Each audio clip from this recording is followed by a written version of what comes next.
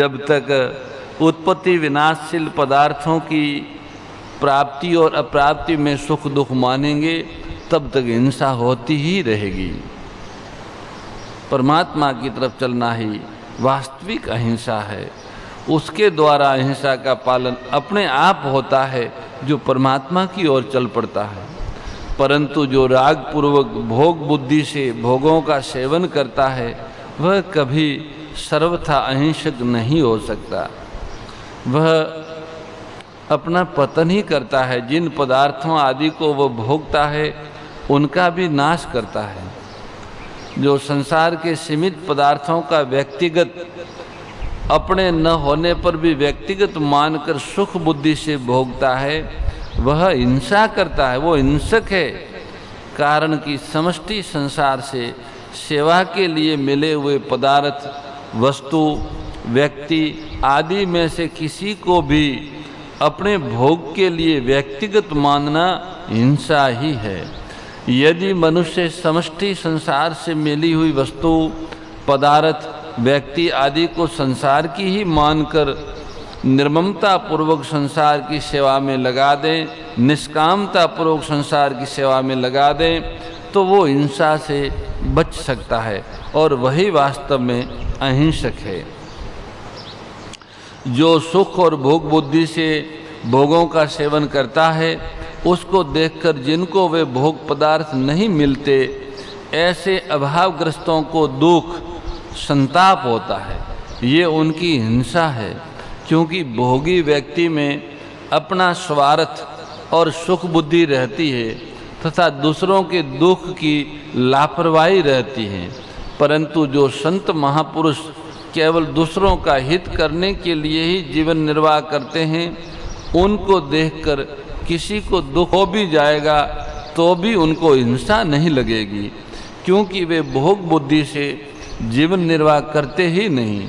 शरीरम केवलम कर्म कुर्वनापनोति क्लीबशम, केवल परमात्मा की ओर चलने वाले के द्वारा हिंसा नहीं होती, क्योंकि वह भोग बुद्धि से पदार्थ आदि का सेवन नहीं करता।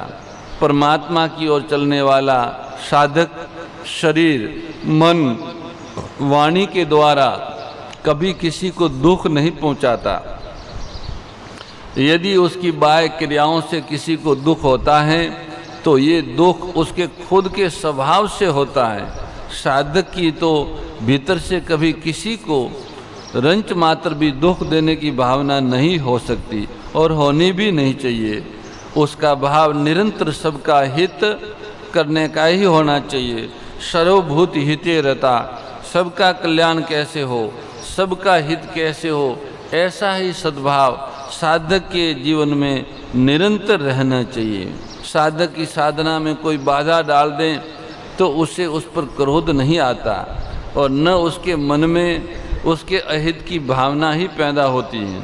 हाँ, परमात्मा की ओर चलने में बाधा पड़ने से उसको दुख हो सकता है, पीड़ा हो सकती है, पर वह दुख भी सांसारिक दुख की तरह नहीं होता। साधक को बाधा लगती है तो वो भगवान को पुकारता है, हे नाथ मेरी कहाँ भूल हुई जिससे मेरे भजन में बाधा लग गई। ऐसा विचार करके उसे रोना आ सकता है, पर भजन में बाधा डालने के वाले के प्रति द्वेष पूर्वक श्राप आदि देने की भावना उसमें नहीं आ सकती है। बाधा लगने पर साधक में और तत्परता और सावधानी आती है। यदि उसमें बाधा डालने वाले के प्रति द्वेष होता तो जितने अंश में द्वेषवृत्ति रहती है उतने अंश में तत्परता की कमी है। अगर रहती है तो समझना चाहिए अभी बराबर साधन नहीं हो रहा है। अपने साधन का आग्रह हो पर उसमें बाधा डालने वाले के प्रति कोई द्वेष न हो, वो तो निमित्त बनता है। हमारे अपने भूल से कोई बाधा आई है, अब प्रभु कभी भूल न करें, भूल की हुई भूल को दोहराए नहीं, और ऐसा सामर्थ्य प्रभु दे, ऐसी प्रार्थना करते हुए साधक तत्परता से भगवान के भजन में लग जाता है। विघ्न आने पर सावधान हो जाता है। परमार्थ पथ के पथिक में एक तत्परता होती है और एक आग्रह होता है। तत्परता होने से साधन में रुचि बढ़ती है और आग्रह होने से साधन में राग बढ़ता है। रुचि होने से अपने साधन में कहाँ कहाँ कमी है उसका ज्ञान होता है और दूर करने की शक्ति आती है तथा उसे दूर करने की चेष्टा भी होती है। परंतु राग होने से साधन में विघ्न डालने वाले के साथ द्वेष होने की संभावना रहती है। वास्तव में देखा जाए तो साधन में हमारी रुचि कम होने से ही दूसरा हमारे साधन में बाधा डालता है। अगर साधन में हमारी रुचि कम न हो तो दूसरा हमारे साधन में बाधा नहीं डालेगा। ये सोचकर उपेक्षा कर देगा कि ये जिद्दी है, मानेगा नहीं, इसलिए जैसा चाहे वैसा करने दो। अपना साधन अगर हम दृढ़ता से करेंगे तो हमारे बीच में कोई बाधा नहीं आएगी। जैसे पुष्प से सुगंध अपने आप फैलती है, ऐसे ही भजन करने वाले साधक से पारमार्थिक परमाणु अपने आप फैलते हैं और वायुमंडल शुद्ध होता है। इससे उसके द्वारा स्वाभाविक प्राणी मात्र का बड़ा भारी उपकार और हित होता रहता है। परंतु जो अपने दुर्गुण दुराचारों के द्वारा वायुमंडल को अशुद्ध करता है वह प्राणी मात्र की हिंसा करने का अपराधी होता है। सत्यम, अपने स्वार्थ और अभिमान का त्याग करके केवल दूसरों के हित की दृष्टि से जैसा सुना, देखा, पढ़ा, समझा और निश्चय किया, उससे न अधिक और न कम वैसा का वैसा प्रिय शब्दों में कह देना सत्य कहलाता है। सत्य स्वरूप परमात्मा को पाने और जानने का एकमात्र उद्देश्य हो जाने पर परमार्थ पथ के पथिक साधक के द्वारा मन, वाणी और क्रिया से असत्य व्यवहार हो ही नहीं सकता। उसके द्वारा सत्य व्यवहार सबके हित का व्यवहार ही होता है। जो सत्य को जानना चाहता है वह सत्य के सम्मुख रहता है। इसलिए उसके मन, वाणी, शरीर से जो क्रियाएं होती हैं वे सभी उत्साहपूर्वक सत्य की ओर चलने के लिए ही होती हैं। अक्रोध, दूसरों का अनिष्ट करने के लिए अंतःकरण में जो जलनात्मक वृत्ति पैदा होती है वो क्रोध है। पर जब तक अंतःकरण में दूसरों का अनिष्ट करने की भावना पैदा नहीं होती तब तक वो क्षोभ है, क्रोध नहीं है। परमात्म प्राप्ति के उद्देश्य से साधन करने वाला मनुष्य अपना अपकार करने वाले का भी अनिष्ट नहीं करना चाहता है। वह इस बात को समझता है कि अनिष्ट करने वाला व्यक्ति संसार में हमारा अनिष्ट कभी कर ही नहीं सकता है। ये जो हमें दुख देने के लिए आया है, ये हमने पहले कोई गलती की है उसी का फल है। अतः हमें शुद्ध कर रहा है, निर्मल कर रहा है। जैसे डॉक्टर किसी रोगण अंग को काटता है तो उस पर रोगी क्रोध नहीं करता, उसे अच्छा मानता है, ठीक मानता है। उसके रोगण अंग को काटना तो उसे ठीक करने के लिए ही है। ऐसे ही साधकों को कोई अहित की भावना से किसी तरह से दुख देता है तो उसमें ये भाव पैदा होता है कि वह मेरे को शुद्ध निर्मल बनाने में निमित्त बन रहा है। अतः उस पर क्रोध कैसे, वह तो मेरा उपकार कर रहा है और भविष्य के लिए सावधान कर रहा है। जो गलती पहले की है आगे वैसी गलती नहीं करूँगा। जो लोग परमार्थ पथ के पथिक साधक का हित करने वाले हैं, उसकी सेवा करने वाले हैं, वे तो साधक को सुख पहुंचाकर उसके पुण्यों का नाश करते हैं, पर साधक को उन पर उसके पुण्यों का नाश करने के कारण क्रोध नहीं आता। उन पर साधकों को ये विचार आता है कि वे जो मेरी सेवा करते हैं, मेरे अनुकूल आचरण करते हैं, ये तो उनकी सज्जनता है, उनका श्रेष्ठ भाव है। परंतु पुण्यों का नाश तो तब होता है जब मैं उनकी सेवा से सुख भोगूं। इस प्रकार साधक की दृष्टि से सेवा करने वालों की अच्छाई शुद्ध नियत पर हो जाती है। अतः परमात्मा पथ के पथिक साधकों को न तो दुख देने वाले पर क्रोध होता है और न सुख देने वालों पर ही क्रोध होता है। त्याग, संसार से विमुख हो जाना ही असली त्याग है। परमार्थ पथ के पथिक साधक के जीवन में बाहर का और भीतर का दोनों का ही त्याग होना चाहिए। जैसे बाहर से पाप, अन्याय, अत्याचार, दुराचार आदि का त्याग करना, बाहरी सुख आराम आदि का त्याग भी करना, और भीतर से सांसारिक नाशवान वस्तुओं की कामना का त्याग करना चाहिए। इसमें भी बाहर की त्याग की अपेक्षा भीतर की कामना का त्याग श्रेष्ठ है। कामना का सर्वथा त्याग होने पर तत्काल शांति की प्राप्ति होती है। त्यागा शांतिरनंतरम। साधक के लिए उत्पन्न और नष्ट होने वाली वस्तुओं की कामना ही वास्तव में सबसे ज़्यादा बाधक होती है।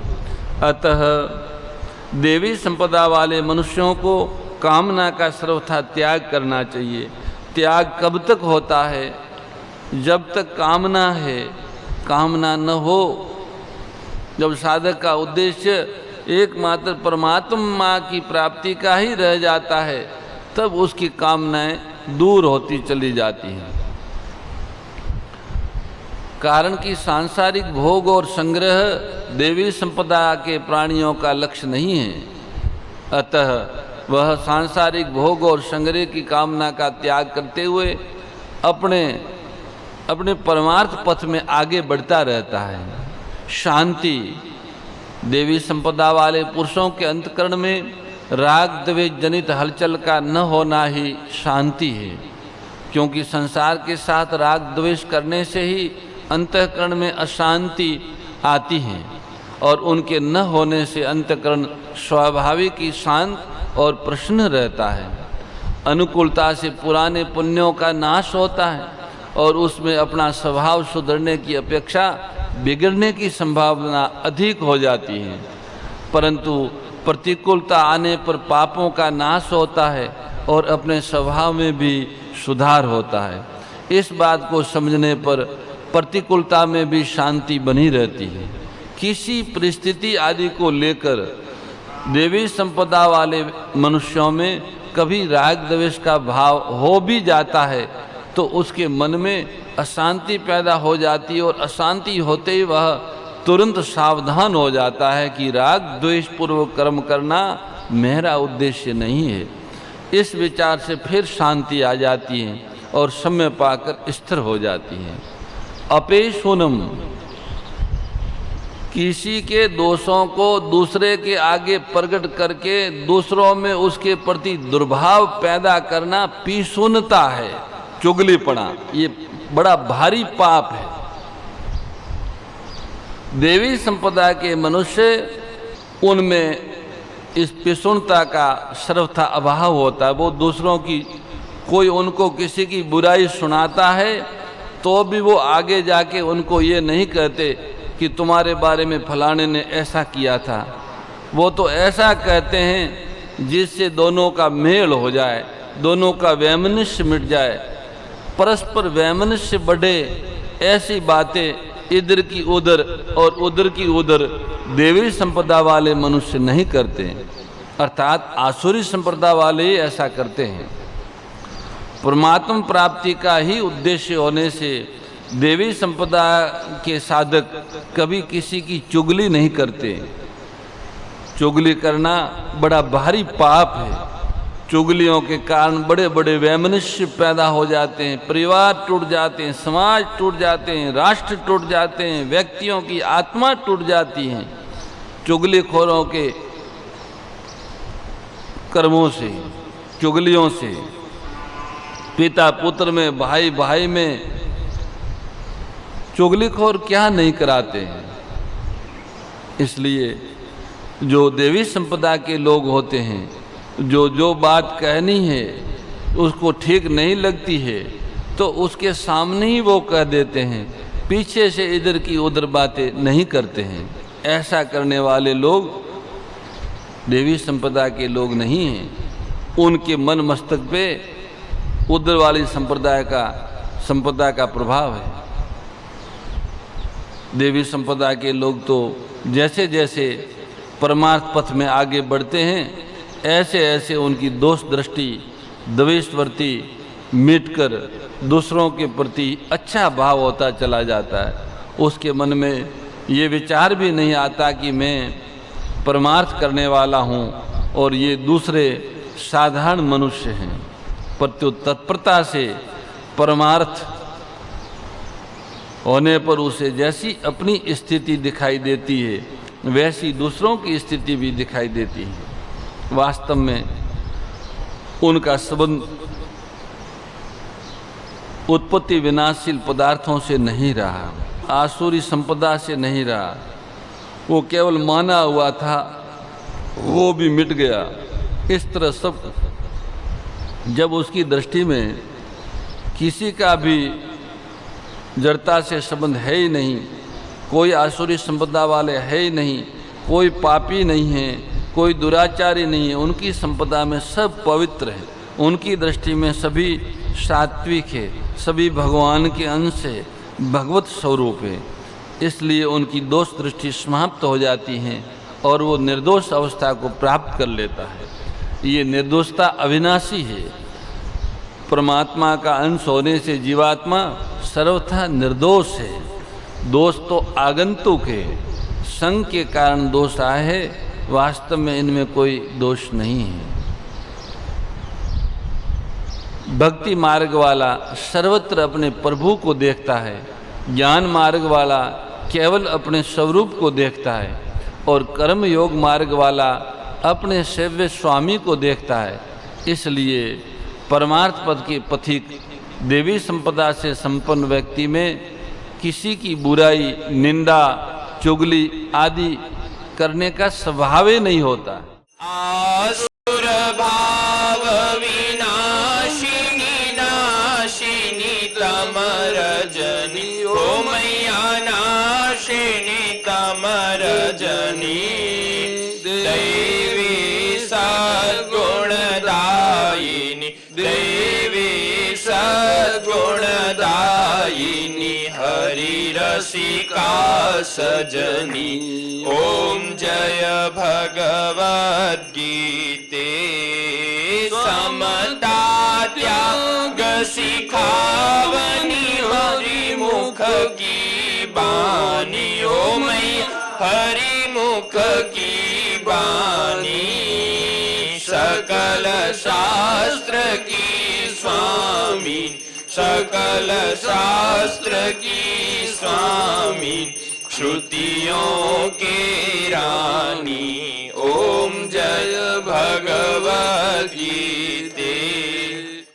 परम श्रद्धेय गौरीशी स्वामी श्री दत्त शरणानंद जी महाराज की प्रेरणा व मार्गदर्शन में विश्व के सबसे बड़े गौ सेवा संस्थान श्री गोधाम महातीर्थ पथमेड़ा द्वारा संरक्षित लाखों बीमार, विकलांग, वृद्ध एवं अशक्त गोवंश वेद लक्षणा गोमाता की सेवा के साथ साथ भारतीय गोवंश का संरक्षण, संपोषण, संवर्धन एवं उनसे प्राप्त पंचगव्यों का परिष्करण व विनियोग करना, घर घर गोपालन, गो अभ्यारण्य, घास चारा उत्पादन हेतु गोचर भूमि का विकास, गोपालन लोक संस्कृति के पुनर्जागरण हेतु वेद लक्षणा गो महिमा का प्रचार प्रसार करना तथा गोपालक किसानों के स्वावलंबन हेतु गो कृषि अन्न एवं गो दुग्धान का गुणवत्ता युक्त बाजार तैयार करना श्री गोधाम महातीर्थ का पावन उद्देश्य है। आप सभी दानदाता श्री गोधाम महातीर्थ पथमेड़ा द्वारा संचालित गो सेवा महाअभियान में बढ़ चढ़कर सहयोग कर लाखों बीमार, विकलांग, वृद्ध एवं अशक्त गोवंश के गोग्रास सेवा हेतु श्री गोधाम महातीर्थ पथमेड़ा लोक पुण्यार्थ न्यास के बैंक ऑफ बड़ौदा खाता संख्या 084901000232827 IFSC कोड BARB 0 ASHRAM शाखा आश्रम रोड अहमदाबाद में गोग्रास सेवा निमित्त जमा कर सकते हैं। अधिक जानकारी के लिए संपर्क करें 7742093179 7665059999 7073000151।